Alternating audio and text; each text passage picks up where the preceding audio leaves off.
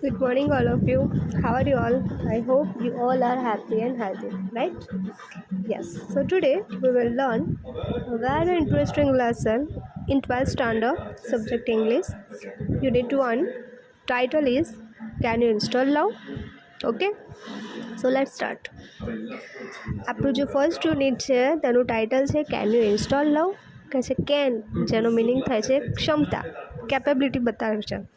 તો અહીંયા આગળ આપણને એક ક્વેશ્ચન પૂછવામાં આવ્યો છે કેન યુ ઇન્સ્ટોલ લવ કે શું તમે લવને ઇન્સ્ટોલ કરી શકશો. આ ફર્સ્ટ યુનિટનું ટાઇટલ છે. હવે આપણે જોઈએ કે આ યુનિટમાં કેટલા કેરેક્ટર છે. તો પહેલું જે કેરેક્ટર છે એ કસ્ટમર સર્વિસ રિપ્રેઝન્ટેટિવ અને જે બીજું કેરેક્ટર છે એ કસ્ટમર છે. અહીં આગળ જે કસ્ટમર છે એ લેડીઝ છે. એટલે આ યુનિટમાં ટોટલ 2 કેરેક્ટર છે. હવે જોઈએ કે આ યુનિટમાં શું કહેવા માગે છે. So let start. Customer service representative says can you install લવ.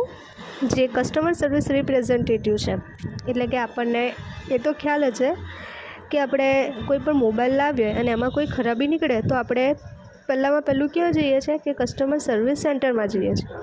ત્યાં જઈને જે કંઈ પણ વ્યક્તિ છે તે વ્યક્તિને આપણે જે આપણા મોબાઈલની ખામી છે તેના વિશે આપણે ક્વેશ્ચન કરીએ કે અધરવાઇઝ એમને માહિતી આપીએ છીએ.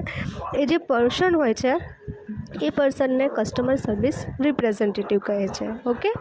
તો અહીંયા જે કસ્ટમર સર્વિસ રિપ્રેઝન્ટેટિવ છે એ પહેલો ક્વેશ્ચન પૂછે છે એ કે કેન યુ ઇન્સ્ટોલ લવ કહે છે કે શું તમે લવને ઇન્સ્ટોલ કરી શકશો.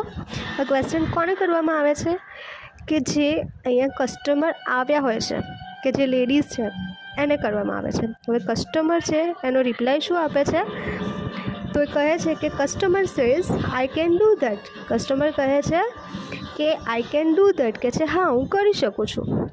આઈ એમ નોટ વેરી ટેકનિકલ કહે છે કે હું કરી તો શકું છું પણ હું વધારે ટેકનિકલ નથી. એટલે કે જે ટેકનિકલ નોલેજ છે એ મારામાં વધારે નથી.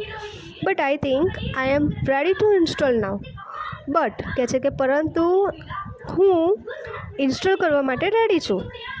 What do I do first કહે છે કે આ લવ છે એને ઇન્સ્ટોલ કરવા માટે મારે પહેલું શું કરવું પડશે. તો customer service representative says the first step is to open your heart. શું કહે છે કે જે કસ્ટમર સર્વિસ રિપ્રેઝન્ટેટિવ છે એ પહેલું જે કસ્ટમર છે એ લેડીઝને કહે છે કે પહેલો સ્ટેપ એ છે કે તમારે તમારું હાર્ટને ઓપન કરવું પડશે. અહીં આગળ તમારા હાર્ટને ઓપન કરવું પડશે. એનો મિનિંગ એ નથી કે આપણે આપણું હાર્ટ છે જે આપણું હૃદય છે એને ખોલી દેવાનું. એનો મિનિંગ એ નથી પણ એનો મિનિંગ એ સેન્સમાં આપણે લેવાનો છે કે આપણે જે કંઈ પણ આપણી અંદર રહેલી બાબતો છે કોઈ પણ જે વસ્તુઓ છે મીન્સ કે કોઈ પણ આપણા બોડીમાં કે આપણા શરીરમાં કોઈ પણ વાત છુપાઈને રાખીએ છીએ ને એ છુપાઈને રાખ્યા વગર આપણે એકદમ ઓપન હાર્ટેડ રહે. એટલે કે કોઈ પણ ડર વગર વ્યવસ્થિત રીતે આપણે શું કરીએ બધાની સાથે હળી મળીને રહીએ એ સેન્સમાં વાત કરી છે. તો શું કહે છે કે પહેલું તો તમારે તમારું હાર્ટને ઓપન કરવું પડશે. Have you located your heart ma'am. પછી શું કહે છે કે શું તમને તમારું હાર્ટ મળ્યું કે છે તમને મળી ગયું કે તમારું હાર્ટ કઈ જગ્યાએ છે. Customer says yes I have. શું કહે છે કસ્ટમર કહે છે હા મળી ગયું. But there are several programs running right now. શું કહે છે કે મને હાર્ટ તો મળી ગયું એની જગ્યા ક્યાં છે એ તો ખબર પડી ગઈ. બટ કહે છે હાલ અત્યારે જોવા જઈએ તો મારા જે હાર્ટ છે એ હાર્ટની અંદર ઘણા બધા પ્રોગ્રામ દોડે છે. હવે અહીંયા આગળ પ્રોગ્રામ દોડે છે એનો મિનિંગ એ નથી થતું કે ઘણા બધા પ્રોગ્રામો કંઈ હોય પણ એ શું કહેવા માગે છે એ સેન્સમાં આપણે અહીંયા વિચારવાનું છે કે આપણા હૃદયની અંદર કે આપણા જે હાર્ટ છે એની અંદર ઘણા બધા વિચારો અત્યારે આવી રહ્યા છે એમ એ સેન્સમાં અહીંયા આગળ કહ્યું છે કે there are several programs running right now. એ કહેવા માગે છે it is okay to install while they are running. જે કસ્ટમર છે એ પૂછે છે કહે છે કે આ બધા પ્રોગ્રામો ચાલે છે મારા હૃદયમાં હાલ તો શું એ બધા પ્રોગ્રામની સાથે હું કહે છે કે આ લવ મારો છે એને ઇન્સ્ટોલ કરું તો શું એ વ્યાજબી રહેશે.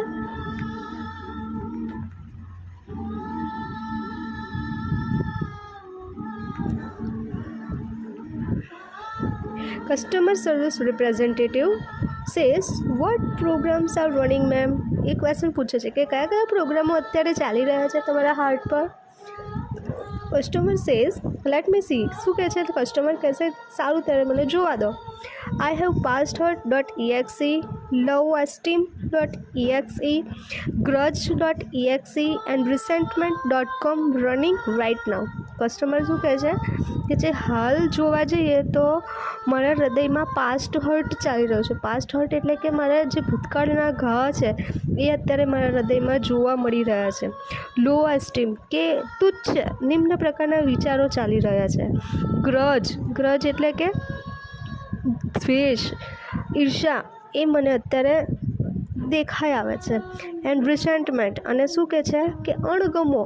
આ બધા જે પ્રોગ્રામો છે એ અત્યારે મારા હાર્ટમાં ચાલી રહ્યા છે. કસ્ટમર સર્વિસ રિપ્રેઝેન્ટેટિવ સે નો પ્રોબ્લેમ. શું કહે છે કે ચિંતા ના કરશો. Love will automatically erase password.exe from your current operating system. કહે છે કે તમે ટેન્શન ના લેશો. જે લવ છે ને એ ઓટોમેટિકલી શું કરી જશે? ઇરેઝ કરી દેશે. એટલે કે તમારા ભૂસી નાખશે. કોને? કે જે તમારા પાસ્ટ હર્ટ છે, જે ભૂતકાળના ઘા થયા છે એ ઘાને તમારા કરંટ ઓપરેટિંગ સિસ્ટમ એટલે કે હાલ તમારા હૃદયમાં જે ચાલી રહ્યું છે ને એમાં કહે છે પરમનન્ટલી આમ જોવા જઈએ તો શું કહે છે કે એ ઓટોમેટિકલી ઇરેઝ કરી દેશે. It may remain in the permanent memory. કહે છે કે એ તમારી પરમનન્ટ મેમરીમાં તો રહેશે જ, but it will no longer disturb other program. પરંતુ શું કહે છે કે તે બીજા કોઈ પણ પ્રોગ્રામને ડિસ્ટર્બ નહીં કરે. Love will eventually overwrite loweesteem.exe with a module of its own called highesteem.exe. શું કહે છે કે જ્યારે લવ તમારા હૃદયમાં ઇન્સ્ટોલ થઈ જશે ને ત્યારે ઓટોમેટિકલી જે તમારામાં નિમ્ન વિચારો છે ને એ નિમ્ન વિચારોમાંથી તમારા જે સારા એવા વિચારો અપલોડ થઈ જશે.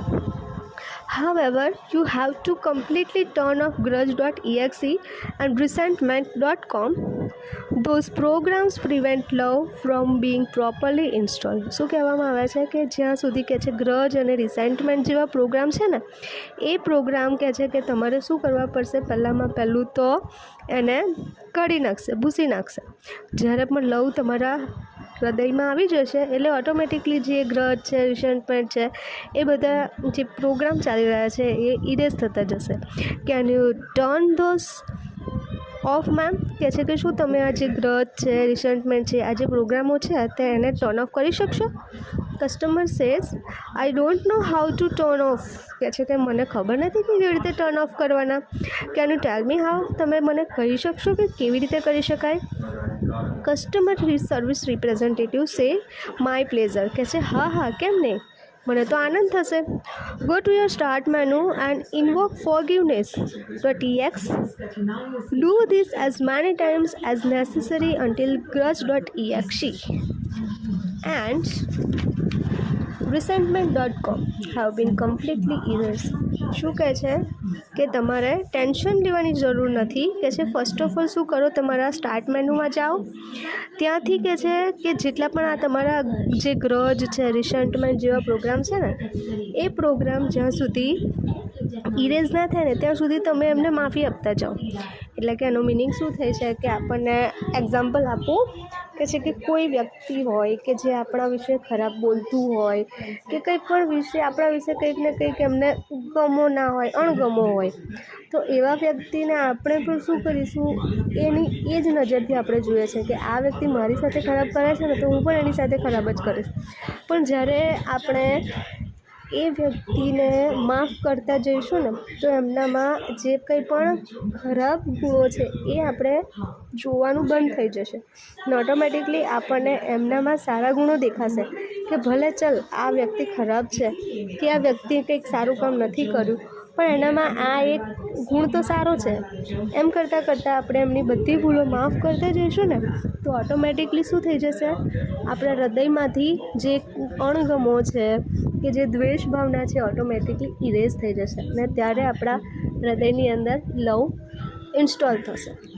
ઓકે, તો આજે આપણે આટલા પેરેગ્રાફ સુધી જોઈએ. નેક્સ્ટ આપણે ફરી જોઈશું. Thank you. Have a nice day.